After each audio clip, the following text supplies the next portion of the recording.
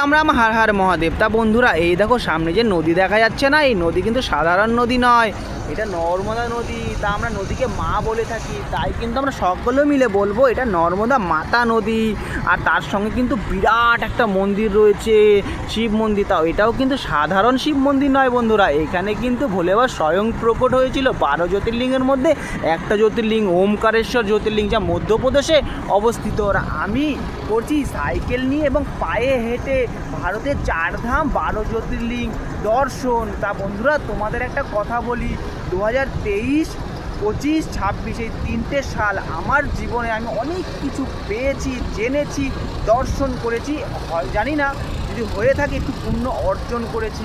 তাই আমি এইটুকুনি চাই যে আমার ভিডিওর মাধ্যমে জানো তো ভগবানের মন্দির যেসব স্থানে ভগবান প্রকট হয়েছিল সেই সব স্থান দর্শন করলে একটু পুণ্য অর্জন হয়। তা আমি চাই যে আমার ভিডিওর মাধ্যমে আমার বন্ধুদের দর্শন করে কিছু পুণ্য অর্জন করে।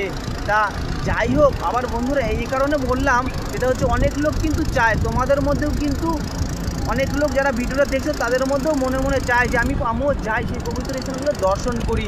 বন্ধু ঠিক কথা বলছি তো বন্ধুরা, যাদের যাদের মনে চাও যে আমি যেগুলো দর্শন করি তারা অবশ্যই কমেন্ট করে জানাবা। তারা বিভিন্ন কাজের কারণে হয়ে উঠতে পারে না, তাদের বলছি আমার ভিডিওটা একটু শেয়ার করে যাও। এরকম অনেক লোক রয়েছে যারা আসতে চায় তারা আসতে পারে না। বন্ধুরা ভিডিওটা শেয়ার করে তাদেরও দেখার সুযোগ করে দাও। আর প্রেম থেকে লিখে যাও হর হর মহাদেব।